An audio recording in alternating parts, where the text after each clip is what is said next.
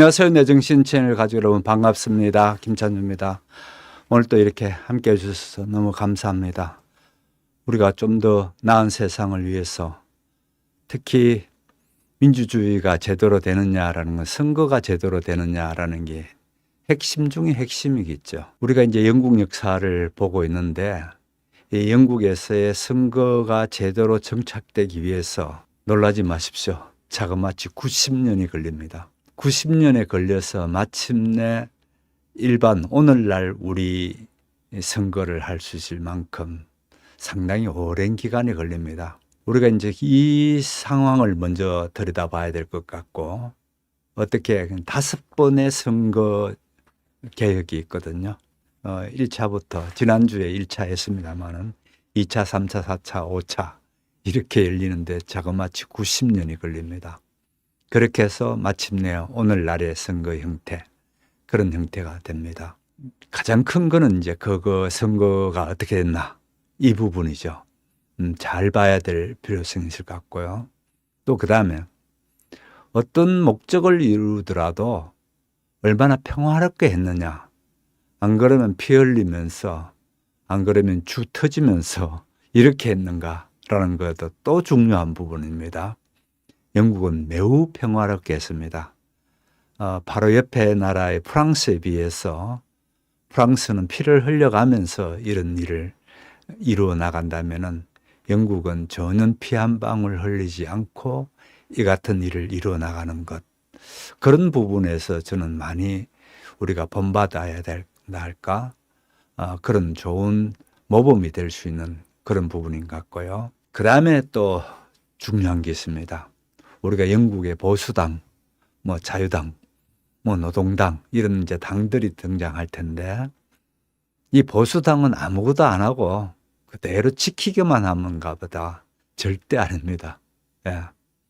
보수는 살기 위해서 그때마다 선제적으로 바꿔 나갑니다. 이 말이 굉장히 중요합니다. 선제적으로 바꿔 간다.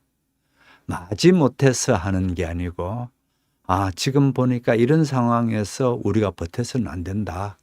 그러면 우리가 정리를 해야 되겠다. 이렇게 해서 바꿔 나가는 건데, 그런 면에서는 저는 우리나라 정치인들이 굉장히 경직돼 있거든요. 이거 아니면 안 돼. 이거 아니면은 빠들이 떠날 거야. 이거 아니면은 내 정치적 자리가 없을지도 몰라. 거기에 되게 연연해요, 우리는요. 그렇게 되면 안 됩니다. 옳은 정책이든지 또 시대가 그런 거를 요구하게 되면 재빨리 시대에 따라서 바꿔줘야 합니다. 그런데 그런 면에서는 우리는 너무너무 보수적이라 할까요? 너무너무 요주부동인 듯 느낌이 들어요. 한 예를 들어 볼까요? 특히 좌측 운동에 대한 운동인데요. 이거는 선진국에서 이미 다 끝난 겁니다. 좌측 운동을 해가지고 나라가 제대로 된 예가 없다, 끝난 거예요. 그런데 좌측 운동상 하는 사람들은 끝까지 이걸 부여잡으려고 그래요. 끝났다니까, 세상은. 끝난데 우리나라만 유일하게 이 좌측 운동을 끝까지 부여잡으려고 그러고요. 또 우측 사람들은 또 어떻습니까? 한번 뭘 잡을 것 같으면은 꿈쩍달싹을 안 하려 합니다. 꿈쩍달싹을 안 하는 게 아니고요. 정치는 생물처럼 늘 변해가야 됩니다. 그래서 저는 보수는 보수대로, 좌측은 좌측대로 어떤 사상에 경도돼서 경직됐다. 경직됐다는 건 무슨 얘기입니까? 죽으면 어떻게 시체가 아주 유연하고 그런 시체가 있나요? 모든 생물은요, 죽음은 경직되게 되어 있습니다. 결국은 우리 정치를 보면서 저는 자주 참 너무 경직됐다, 이런 생각을 합니다. 예. 그런 면에서 특히 영국의 보수당이나 노동당이나 할 것 없이 아주 급격하게 막 이렇게 바꿔 나가는 것, 그런 거를 우리는 본받아야 되지 않을까, 이런 생각을 합니다. 그래서 제가 미리 다 얘기했습니다만은 이런 거를 염두에 두면서 영국에서 5차에 이르는 선거 계획은 어떻게 일어나는가 한번 보자는 겁니다. 먼저 1832년을 지난주에 했습니다. 1차 선거법 개정이라 했습니다. 1차 선거법 개정도 1830년에 옆에 불란서에서 7월 혁명이라는 게 일어납니다. 그래서 7월 혁명이 불란서에서 일어났는데 바로 옆 동네지 않습니까? 또 항상 불란서는 우리가 세계 최고의 1등 나라야 하는 그게 굉장히 심하거든요. 세계 1등이라는 나라에서 7월 혁명이 일어나면서 피를 흘리게 되고 특히 노동자들이 그때 어떤 생각을 하는가 하면 우리 노동자들이 뭉치지 않으면 안 되겠다. 이것들 그냥 뒀다가는 안 되겠다 해서 그렇게 피를 흘리게 되는 게 7월 혁명이거든요. 그래서 마치 노동계급을 형성시키듯이 그렇게 하는 게 7월 혁명인데요. 그 7월 혁명을 보고 영국에서는 깜짝 놀랍니다. 저렇게 대륙에서 저 같은 일이 일어났다면 우리 섬나라 영국에 금방 넘어올 수도 있겠다. 정치인들이 먼저 선제적으로 해나갑니다. 그렇게 하면서 제일 먼저 32년에 1832년입니다. 1832년에 1차 선거법 개정이 일어납니다. 그렇게 1차 선거법 개정이 일어났는데 좀 전에 말씀드린 7월 혁명을 가장 크게 영향을 받았고요. 또 영국 내에서도 상당히 어려움이 있었습니다. 실제 전 세계로 뻗어나가는 영국이라 그랬는데 내부는 굉장히 부실하기 짝이 없었는데 가장 큰 문제는 이겁니다. 그동안에 전쟁에 나가서 군인으로 참전했던 사람들이 이제 전쟁이 끝나고 나라로 돌아왔는데 그렇게 돌아왔을 때 직장이 있나요? 직장이 없단 말이에요. 일단 뭐가 많이 생기는가 하면 실업자들이 너무 많이 생깁니다. 실업자들이 많이 생기는 데다가 또 그 다음 문제는 이 문제가 있습니다. 그동안은 계속 나폴레옹 전쟁을 오랫동안 7차까지 전쟁을 하거든요. 그렇게 나폴레옹 전쟁을 오랫동안 해나가면서 그나마 군수 산업이 잘 됐어요. 근데 전쟁이 끝나버리니까 군수가 안 된단 말이에요. 그러니까 군수가 안 되는 데다가 두 번째는 영국에서 만든 제품들이 그나마 프랑스든지 좀 이 선진국에서 사줘야 되는데 이 사람들이 전쟁통에 항상 전쟁은 그렇습니다. 전쟁통에는요 경제가 안 되게 돼 있습니다. 일반 소비를 안 하게 돼 있어요. 요즘만 그런 게 옛날부터 다 그랬습니다. 일단 실업자가 많아서 두 번째로 소비를 잘 안 해주는 거예요. 그럼 영국에서 만들더라도 영국은 아시다시피 지금도 마찬가지인데 우리처럼 비슷합니다. 자체 내에 가지고는 안 됩니다. 옆에 프랑스는 자체 내에 소비도 되고 생산도 되고 다 혼자서 돌아갈 수 있는 구조라면은 영국은 반드시 크기도 우리나라하고 거의 비슷하죠. 잉글랜드 같으면 우리나라보다 우리가 10만 평방제곱미터거든요. 그럼 잉글랜드가 한 12만 됩니다. 비슷하죠. 10만이나 12만이나 크기도 비슷하고 인구도 거의 비슷합니다. 우리가 5,100만이라면은 영국은 5,300만. 그러니까 잉글랜드만 얘기합니다. 다른 북아일랜드라든지 저쪽 스코틀랜드든지 빼고 얘기합니다. 그렇게 된다면 다 하더라도 영국은 7천만이 안 되거든요. 그렇게 사실은 자기 땅덩이는 작습니다. 그래서 여기서 생산해서 자유무역을 통해서 갖다 팔아야 됩니다. 그래서 영국이 자유무역이라는 것을 먼저 그걸 만들어 나갑니다. 그렇게 먼저 만들어 줬기 때문에 나중에 미국이 들어와서 또 영국을 이어서 패권 국가가 됐을 때 마찬가지로 또 자유국가로 되면서 거기에 편성했던 우리가 막 커나갈 수가 있었죠. 다시 또 말씀드리게 되면은 당시에 당연히 우리가 공산주의에 갈 거는 아니겠죠. 그러나 우리 지성인들 가운데는 공산주의보다는 사회주의에 관심이 참 많았습니다. 평등하게 산다는 거에다가 무엇보다도 없는 사람에 대한 관심이 사회주의자가 많으니까 사회주의적인 관심이 많았습니다. 그럼에도 불구하고 특히 박정희 정권 때 이제 그렇게 했죠. 애시당초 우리는 수출 주도국이 돼야 한다. 많이 들어봤죠? 수출 주도 한국 뭐 이러면서 수출 주도국이 돼야 된다 하면서 방향을 딱 그렇게 잡습니다.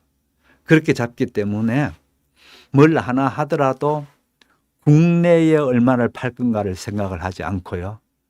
세계에다 얼마를 팔 건가라는 것을 늘 생각하면서 정치 입안을 해왔습니다. 그래서 그 득태공을 이만큼 낸 거예요. 예를 들어서 포항제철 지을 때에 일본뿐만 아니고 전 세계 사람들이 기도 안 찬다고 했습니다. 저 쬐끄만 나라에서 저렇게 큰 공장을 짓는다든 말이 안 된다고 했습니다. 왜냐하면은 당시에 세계 최고의 철강 공장보다 2배, 3배 더 큰 공장을 짓고 있거든요. 그러니까 기도 안 차죠. 그 사람들이 할 땐 기도 안 찬 겁니다. 그런 거는 왜 그렇게 생각했는가 하니 애시당초 우리 같이 삼면이 바다의 나라에서는 바다로 나가야 되고 이 바다로 나가는 거에다가 전 세계를 나가서 우리는 팔아야 된다. 이 생각을 하니까 일찌감치 그렇게 크게 잡아 나가는 거죠. 그 덕택에 오늘 우리가 된 거예요. 그때에 예를 들어서 이승만 대통령에 대해서 제가 제대로 좀 공부를 해야 되겠다고 누가 그렇게 댓글을 달았어요. 그래서 제가 뭐 별 얘기는 안 했습니다. 이승만 대통령이 계속 잡았으면요. 물론 계속 권력을 잡도록 그만두지 않겠죠. 우리나라 사람들이 깨어졌으니까 이미 그때에 그냥 두지는 않겠지만은 저는 계속 뒀으면은 당시에 우리는 사회주의로 갈 가능성이 상당히 높았다. 이렇게 됩니다. 왜냐하면은 자본주의로 간다든지 미국식으로 가자라는 것이 형편없이 낮았습니다. 첫 번째 공산주의가 제일 많았고요. 왜냐하면 다 동무라 그러고 다 그러고 똑같이 땅 나눠준다고 그러니까 공산주의 제일 많았고요. 그 다음에 사회주의, 그 다음에 자본주의였습니다. 그런데 정말 여행이 뛰어난 지도자를 만나는 바람에 오늘 우리가 됐죠. 아무튼 얘기가 너무 우리 또 국내 얘기를 많이 해버렸는데요. 영국은 이같이 영국 자체 내에서 뭐가 안 된다는 거 영국도 잘 알고 있습니다. 그런데 가만 보니까 물건을 안 사, 무역이 안 돼. 첫 번째로 그죠? 그 다음에 실업자가 너무 많아 국내에. 실업자가 많다 보면 어떻게 노동자 임금이라는 거는 형편없이 떨어지겠죠. 그렇지 않습니까? 조금이라도 가서 좀 이렇게 일할 수 있는 자리가 되면 일할 자리를 얻는 사람은 줄 서 있는데 누가 비싼 임금 주고 쓰나요? 안 되잖아요. 최소한의 임금만 줍니다. 하루에 17시간씩 일하고 12시간 일하는 건 아주 기본이고요. 예, 그렇게 하더라도 일하겠다면 줄 서 있거든요. 그러다 보니까 임금이라는 건 형편없는 거죠. 그러다 보니까 이제 어디서 불만이 나오기 시작하는 거 하니 주로 중산층에서 나옵니다. 항상 이렇습니다. 항상 보면요. 중산층은 어떻습니까? 경제력도 좀 있고 그 다음에 자기가 말할 수 있는 말빨이 먹히거든요. 겨우 새끼 밥 먹을까 말까 하면서 비슷비슷하던 사람이 뭘 말한다고 말이 먹히나요? 안 먹히게 돼 있어요. 영국이나 한국이나 세계든지 똑같습니다. 중산층이 있어야 돼요. 그래서 영국의 중산층이 다행히 탄탄하게 커져 왔습니다. 이 중산층들은 또 어디하고 연결되나요? 중산층이 귀족하고 친할 것 같나요? 아니에요. 천만의 말씀. 귀족은요, 껍적들서가 납니다. 대대손손이 이 귀족이 세습이 되거든요. 다음 세습 내려가는데 왜 중산층을 넘겨다 볼까요? 같이 하지 않습니다. 중산층은 누구하고 가까운가 하면요. 밑에 노동자들, 농민들 이런 사람들하고 가깝습니다. 이 사람들도 중산층이 되기 전에는 뭐 그 사람들이나 똑같은 사람이었거든요. 근데 도시화가 이루어지면서 산업혁명이 일어나면서 자기는 돈을 좀 모으게 됐단 말이에요. 그렇게 되다 보니까 이 사람들이 저렇게 노동자를 뒀다가는 나라가 뒤집어진다. 이 생각을 가진 겁니다. 그래서 역사가 제대로 되는 겁니다. 또 이것들을 보게 되면요. 나라가 건전하게 되려면요. 항상 중산층이 잘 돼야 됩니다. 이 중산층이 잘 돼야지 귀족이나 위에 있는 사람만 대가리만 크게 되어서는 안 될 테고요. 또 거꾸로 밑에 바닥에 있는 사람들만 바글바글 해가지고는요. 또 나라가 안 됩니다. 항상 중간이 튼튼해야 되거든요. 그런 중간이 튼튼한 걸로서 영국은 딱 눈치를 보니까 선거법 개정을 해야 되겠다. 이 선거법 개정을 하게 된 이유도 있습니다. 차티스트 무브먼트를 해서 우리말로 하면은 권리 청문 운동입니다. 이 노동자들이 또 농민들이 우리가 바보같이 이렇게 가만히 있어서 안 되겠다. 우리 권리를 좀 뭘 해야지. 이렇게 하다가는 큰일 나겠다. 이런 생각을 해서 차티스트 운동 또는 권리 청문 운동을 일으키는데 이 만만찮게 모여들거든요. 서명운동을 먼저 벌입니다. 그 서명운동을 벌이는데 그때 나오는 게 세인트 피터스 필드라 하죠. 그러니까 성피터 운동장. 여기에서 큰 사건이 벌어집니다. 이 사람들이 평화적인 방식으로 하는데 웬걸 말을 타고요. 칼을 들고 그거를 정리하러 들어갑니다. 정리하러 가는 군인도 제대로 훈련받은 군인 같으면 함부로 무기를 쓰지 않을 텐데 일종 임시 군대입니다. 너무 많은 사람이 모였다니까 피러스 광장이죠. 그 광장에 너무 많이 몰렸다니까 겁이 난 판사가 바로 투입시켜 버립니다. 그래 이 사람들이 전투를 해본 경험이 있는 것도 아니고 그 같은 대중 집회를 컨트롤 해본 경험도 없이 그 사람들이 가서 말을 타고 막 갖다 들이미면서 칼을 꺼내서 막 그렇게 하니까 칼에 베어져서 죽는 사람보다는요. 그게 모여있던 사람들이 도망가다가 깔려 죽는 사람이 더 많았습니다. 그러는데 와보니까 제대로 된 군대가 이제 동원합니다. 동원해서 와보니까 난장판이 돼 있거든. 그러니까 군대도 지금 어떤 상황인지 모르긴 한데 자기네들이 바로 무력을 행사하지 않으면 안 된다고 생각합니다. 그래서 영국 군대가 또 투입돼 가지고 그렇게 되면서 엄청난 일이 벌어졌습니다. 이러면서 아까 말씀드렸다시피 청원 운동은 그렇게 끝이 납니다.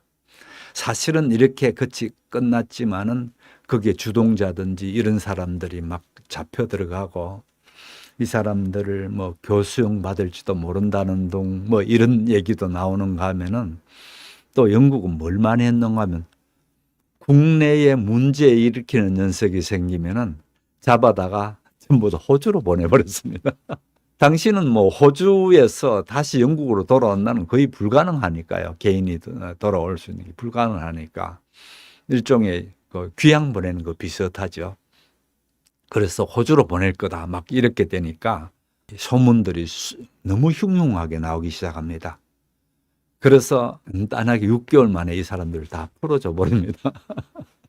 풀어줘 버리고 그렇게 해서 끝나긴 하는데 아무튼 이게 첫 번째 선거운동이 일어나게 된 배경들입니다. 제가 배경을 장황하게 또 말씀드린 거는 뭔가 하면은 항상 어떤 일이 벌어졌을 때는요. 이 배경이 어떻게 돼서 어떤 이유 때문에 이 같은 일이 벌어졌을까? 역사를 볼 때는 그런 거를 잘 봐야 생생한 역사를 할 수가 있거든요. 자, 그래서 거기 1차 서명운동이었습니다. 그 다음에 2차, 3차, 4차 이렇게 쭉쭉 벌어지는데요. 일단은 제가 표를 하나 보여드릴 거예요. 1831년에 1차가 있었다 했죠. 제가 지금까지 1차가 왜 일어났는가를 얘기해 드렸습니다. 거기에 비해서 5차가 1928년입니다. 그래서 제가 90년 만에 마침내 90년도 더 넘죠. 이렇게 되면은. 그러니까 긴 기간 동안에 걸쳐서 일구 나가는 일이었다는 겁니다. 자, 그럼 2차부터 한번 볼게요. 2차는 이렇게 됩니다. 도시 노동자들이 아까도 말씀드렸죠. 중간 세력이 든든하게 된 이제 도시 노동자 또 소수민권자 확대. 그러니까 대부분 중간층에 들어갈 수 있든지 중하위층에 해당되는 사람들이 이 사람들입니다. 자, 이렇게 1차가 이렇다면 2차가 여기 있습니다. 2차가 1867년에 일어난다고 했습니다. 아까도 말씀드렸다시피 2차가 일어날 때에 특히 중간층, 적어도 중하위층 이렇게 됩니다. 이 사람들이 소시민권자든지 또는 도시노동자들인지 이런 사람들이 중심이 되어서 결국은 보수당이나 자유당, 당시 이제 두 개 당이 있었습니다. 아직 노동당은 등장 안 했습니다. 이렇게 되는데 차츰 이런 일이 있습니다. 제가 지난주에도 또 말씀드렸던 중요한 화두가 있었습니다.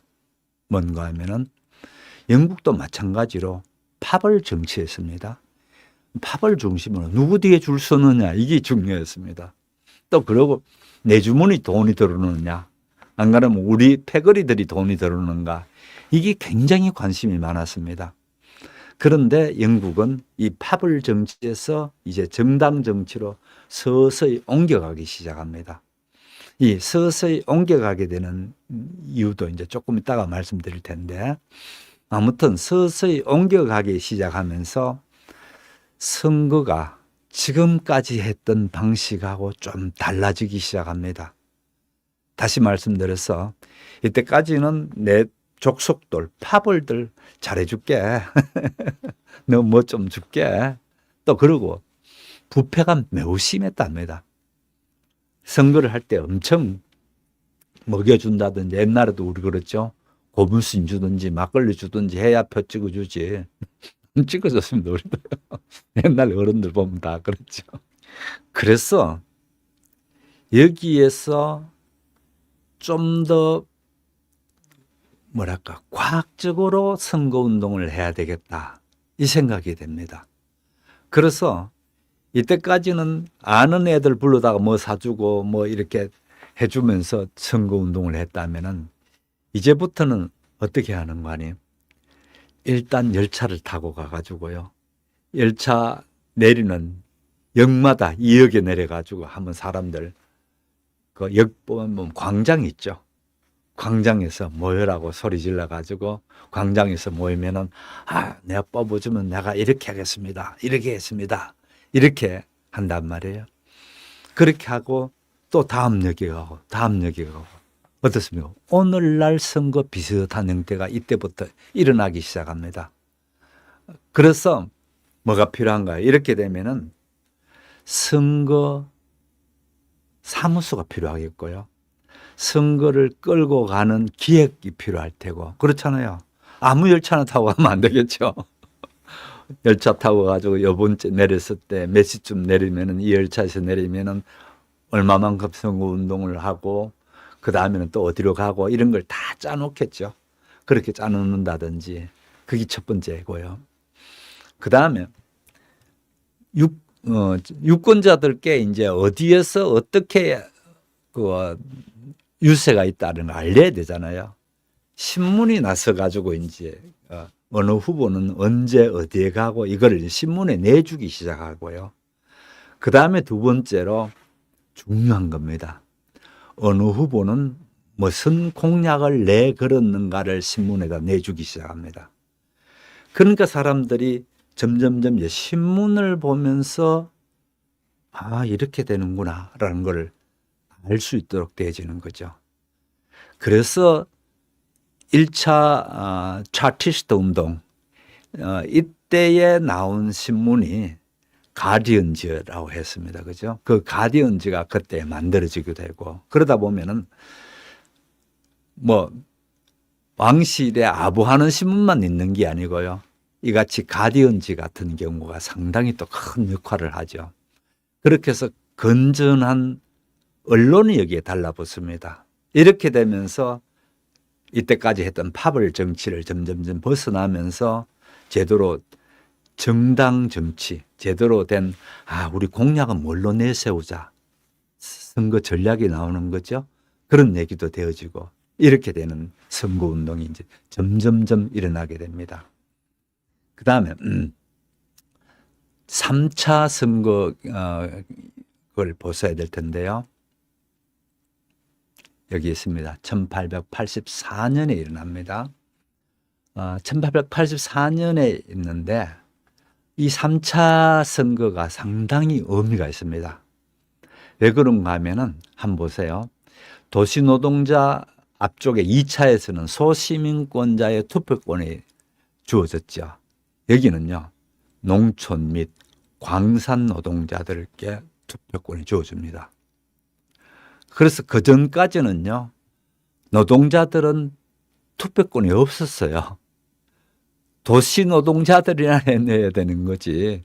광산 노동자 당연히 투표 없고 농촌에서 농사짓는 당연히 투표권이 없었어요. 그러던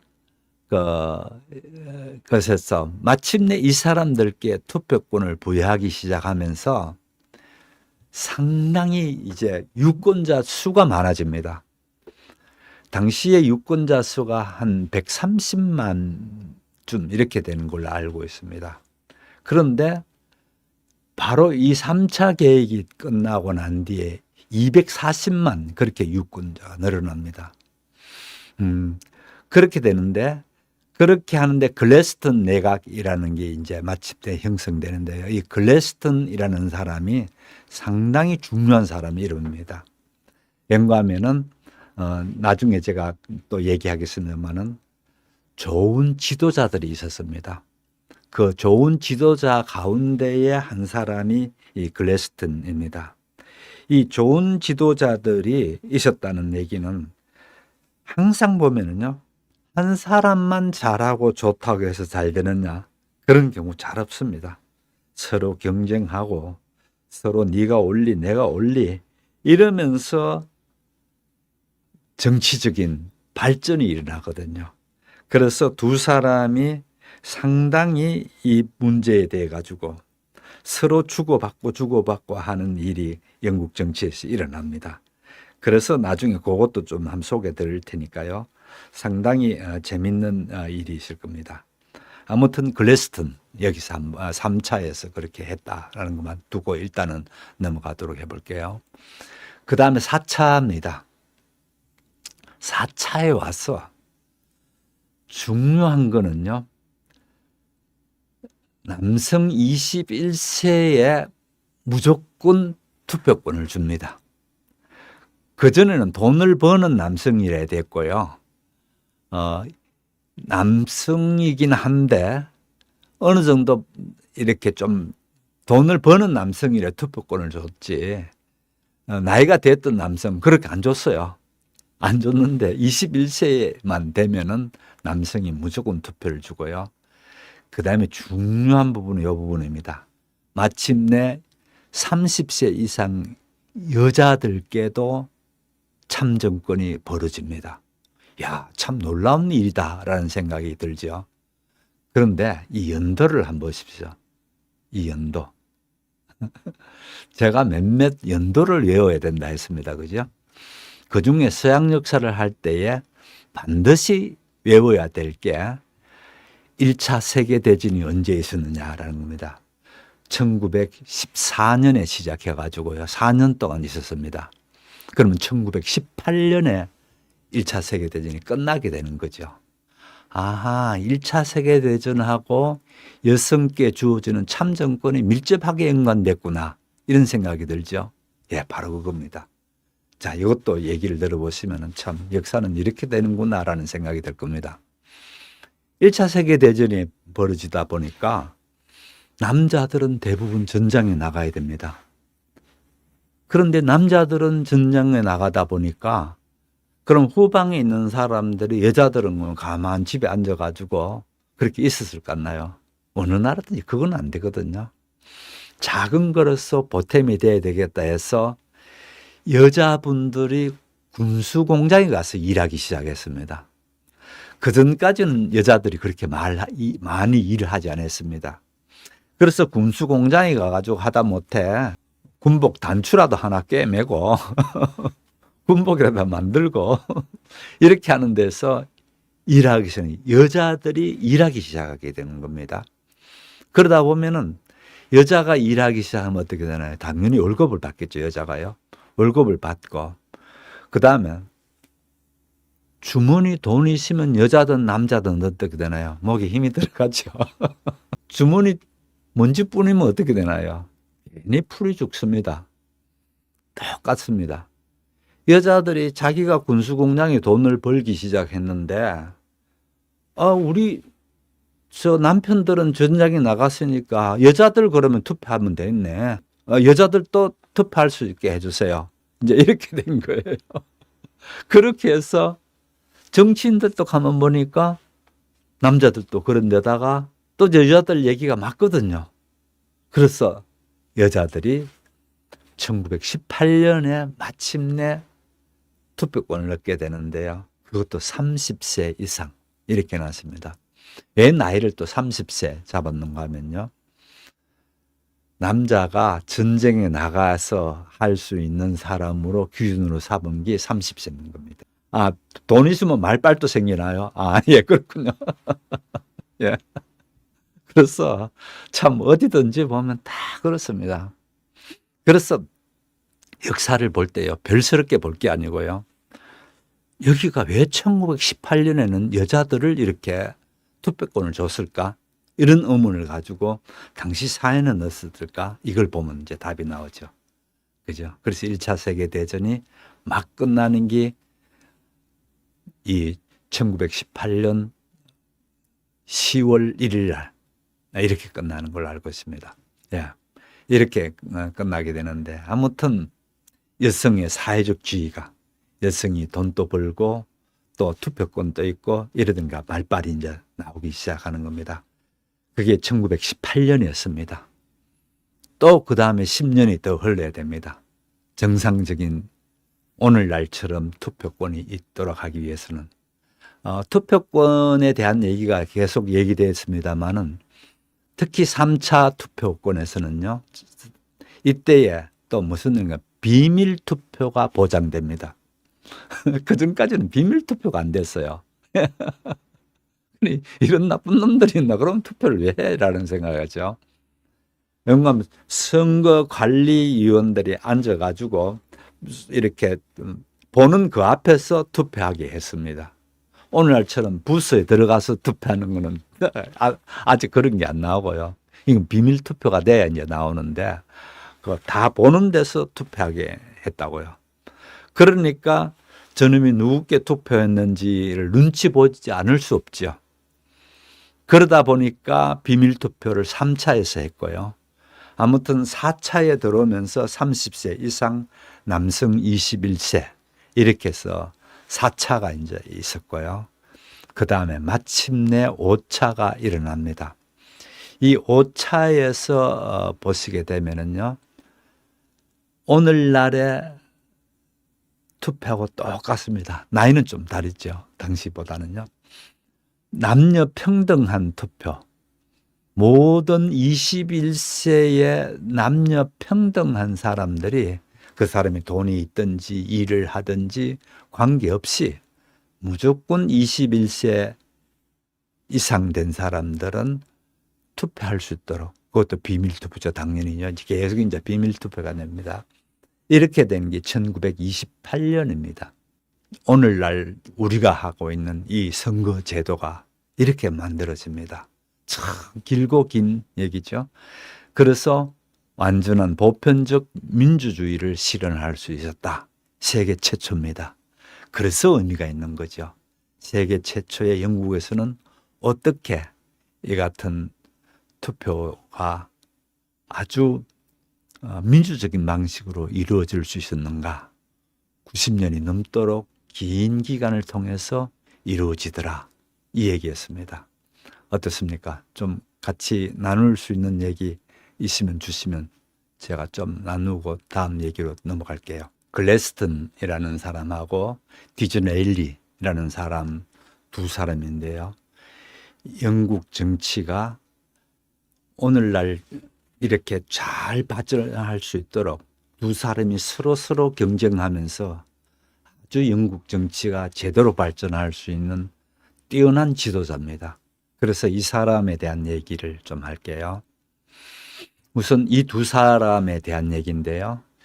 윌리엄 글래스턴입니다. 뭐 이름이 기니까 다 빼버리고 라스네임만 제가 얘기할게요. 글래스턴이라는 사람인데 이 사람은 전통적인 영국 부유한 상인 집안이고 옥스포드 출신이고 이튼 또 유명하죠.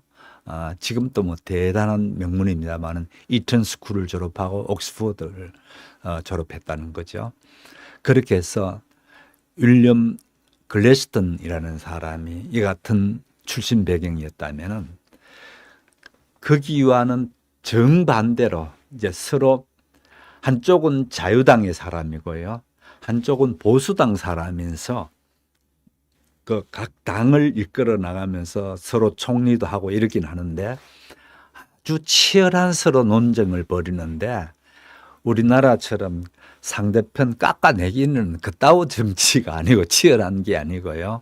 한번 뭐 보십시오. 참 뛰어납니다.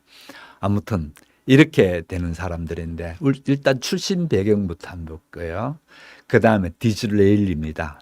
디즈레일리는 독학으로 공부한 사람입니다. 출신도 유대인 이민자입니다.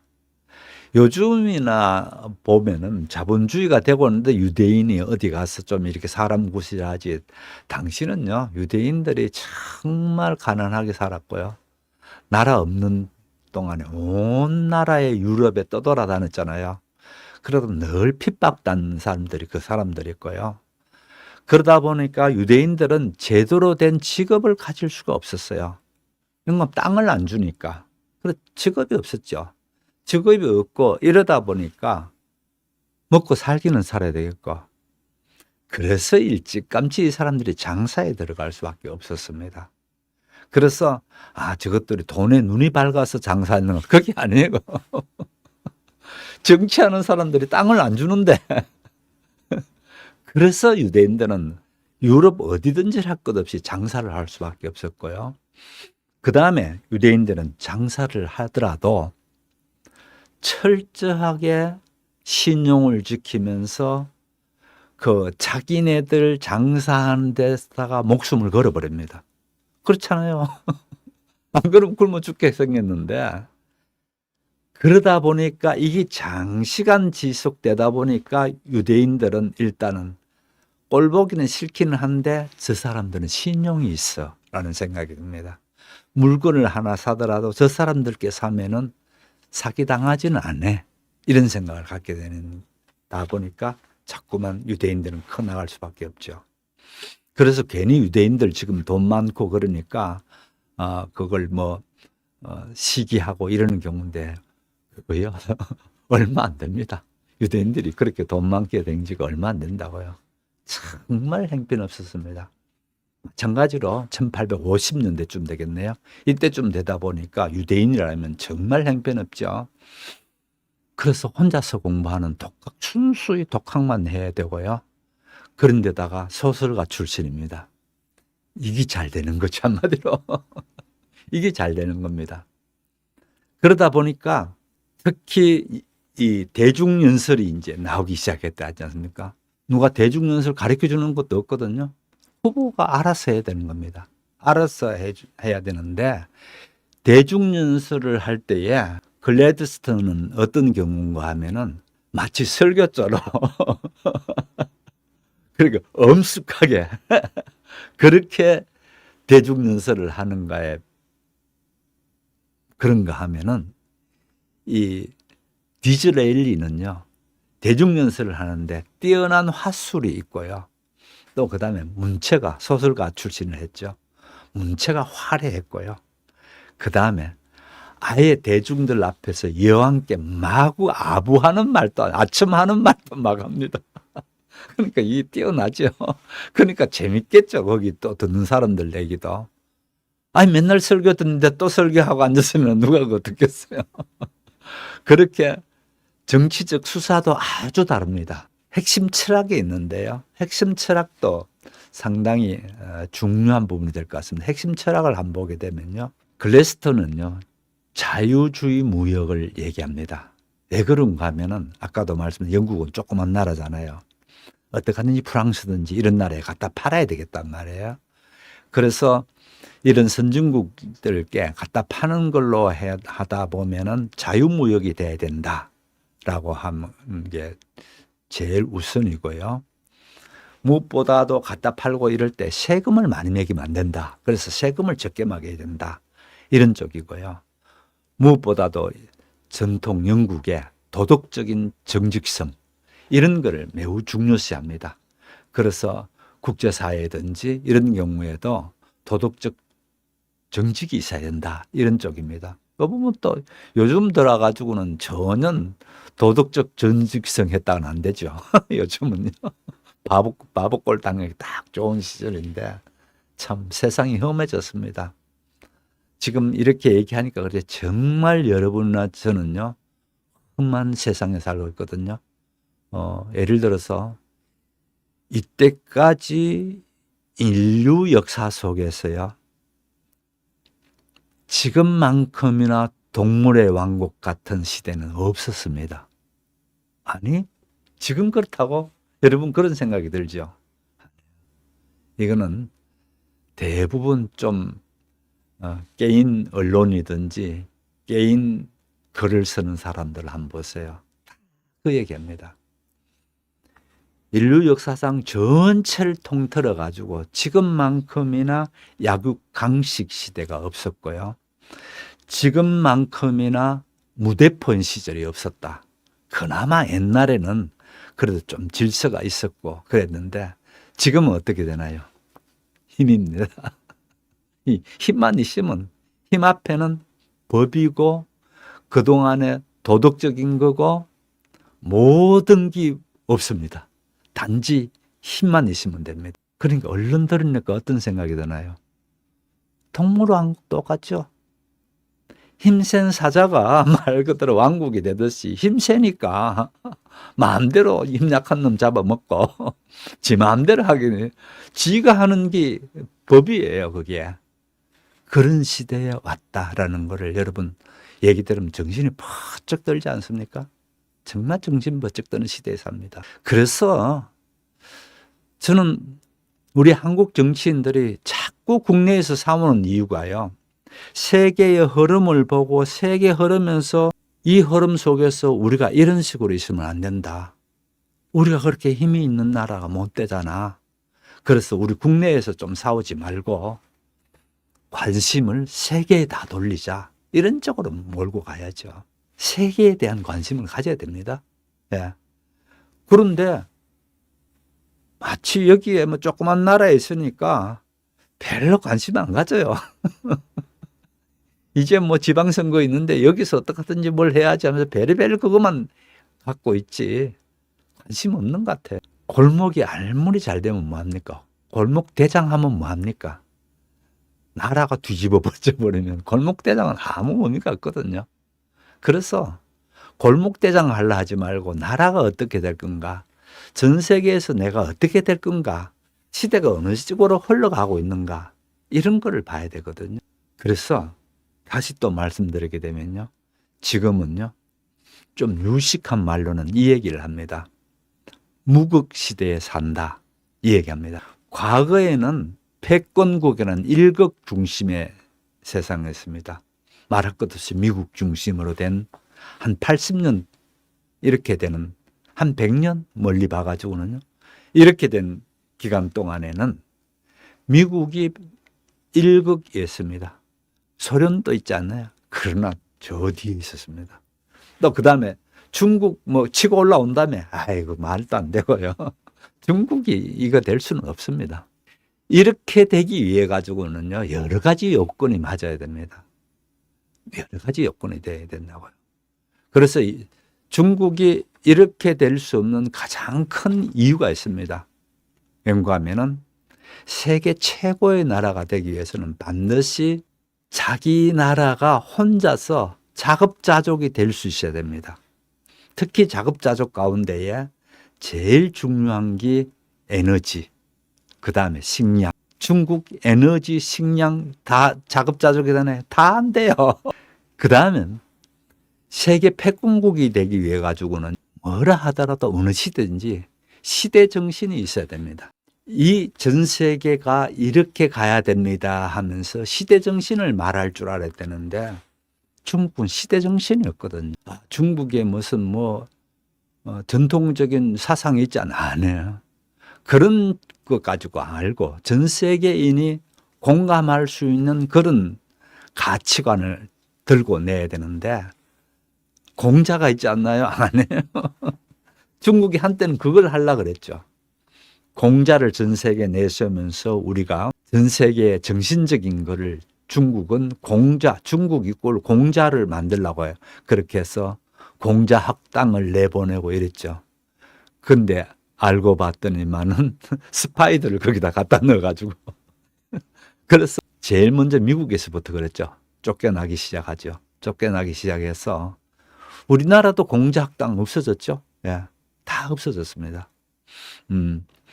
그런데 어떻든 중국은 제가 말씀드린 세 가지 다 없습니다. 그런데 어떻게 일극이 되나요? 일극은 어느 도 없고요. 2위 자리나 제대로 차지하면 모르겠을까. 그래서 그동안의 일극 체제에 있다가 소위 말하는 다극 체제라고 얘기합니다. 중국, 소련 하면서 쭉 프랑스 이러면서 다극 체제를 얘기하는데 금방 다극 체제가 없어져 버렸습니다. 왜 다극 체제가 없어졌는가 하면은 유럽이 죽을 섰거든요. 유럽이 죽을 서면서 다극 체제도 이제 없어졌어. 그래서 이제는 무극 시대라 합니다. 극이 없다는 거예요. 그래서 이같이 극이 없는 시대에 살기 때문에 우리는 참 중요한, 끔찍스럽게 중요한 시대에 살거든요. 일단 정치 변화가 이렇게 끔찍스럽게 중요한 시대에 살고 있다면은 두 번째에 또 끔찍스러운 이유가 있습니다. 우리가 지금 살고 있는 시대가요. 어떤 것 같습니까? 소위 말하는 4차 산업혁명 또는 IT가 주도하는 혁명, 이 혁명, 또 최근에 와가지고 AI가 중심으로 된 혁명, 이런 식으로 너무 빨리 세상이 뒤집어지고 있습니다. 너무 빨리요. 좀 이렇게 적응할 수 있는 기간을 가지면서 하면은 덜 당황스러울 텐데 전혀 그게 아닙니다. 마치 본물 터지듯이 팍 터져서 나가는 게 AI 중심의 일이었고요. 또 AI 중심으로 이렇게 되면서 특히 이제는 피지컬 AI라고 해가지고 또는 로봇이죠. 한마디로. 로봇 중심의 그 사회로 가는 게 벌써 눈에 훤히 보입니다. 뭘 보면 알 수 있나요? 돈 있는 부자들이 어디다가 많이 투자하는 걸 보면 금방 알 수가 있죠.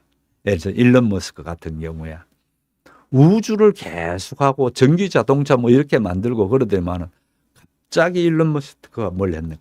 AI에 엄청난 돈을 갖다 붓기 시작하죠. 일론 머스크 보면 앞으로 세상이 어떻게 되나 금방 알 수가 있습니다. 또 현대자동차 한번 보십시오. 자동차 만드는 회사가 왜 AI에 그렇게 관심 많나? 미국의 보스턴 로보틱스라 해서 유명한 AI 회사거든요. 그 AI 회사를 현대자동차가 완전히 사버렸습니다. 그래서 현대자동차가 그걸 갖고 있거든요. 자동차 잘 만들면 되지 않아요. 앞으로 세상이 그 길로 가는 걸 알기 때문에 이런 데 돈을 투자한다고요.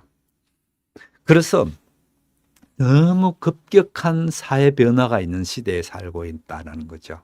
그래서 정치판이 이 모양인데다가 또는 가장 크게는 경제죠. 또는 그 다음에 더 넓게 봐가지고는 이 사회를 이끌어가는 주된 게 AI 중심으로 또는 IT 중심으로 확 바뀌고 있는 게 두 번째 문제입니다. 그렇게 되는 큰 문제 속에 있기 때문에요. 우리는 정말 내일을 알 수 없는 때에 살거든요. 여러분이 생각해, 아이고, 이렇게 해가지고 뭔 일이 나지 않나? 그런 생각이 들지 않나요? 예. 너무 불안해하지는 마시고요. 늘 하는 얘기가 저는 이 얘기합니다. 우리처럼 최고 선진국도 아니고 그렇다고 해서 후진국도 아니고 중진국도 더더욱 아니고 우리가 그렇다면 어디에 있나요? 선진국 입구에 가 있는 나라잖아요. 이런 나라에게 바로 이런 때가 절호의 기회입니다. 딱 안정돼 가지고는요. 우리가 앞으로 팍 치고 나가기 어렵습니다. 그러나 이같이 마구 판이 다 흔들리고 있을 때는요. 확 치고 나갈 수 있는 기회가 이때 일어납니다. 그래서 저는 오히려 이렇게 세상이 흐른다면은 우리가 팍 치고 나갈 수 있는 일이 되겠다. 이렇게 됩니다. 팍 치고 나갈 수 있는 가능성이 여러 가지가 있습니다. 한 예를 들어 가지고요. 지금은 무국 시대다 보니까 어떤 놈이 앞에서 튀는가에 대해서 되게 관심들 많습니다. 어떤 놈이 앞서는가라는 것에 대해서 초미의 관심을 갖고 있거든요. 그 초미의 관심사를 갖고 있는데 우리처럼요. 역사상에 한 번 또 남을 침범하거나 남을 해입히거나 이런 역사가 없는 나라로서 어느 나라든지 가까이 둘 수 있는 나라가 우리뿐입니다. 사실은요. 전 세계 어디든지 그렇습니다. 그런 면에서는 우리가 정말 좋은 때에 와 있습니다. 그러면은 이 나라 저 나라 할 것 없이 가장 만만하거든 이게. 크기도 그렇고 이제 막 선진국에 들어오는 나라고 이러다 보니까 항상 친구가 될 수 있는 그런 가능성이 우리만큼 많은 전 세계 어느 나라도 없습니다. 예.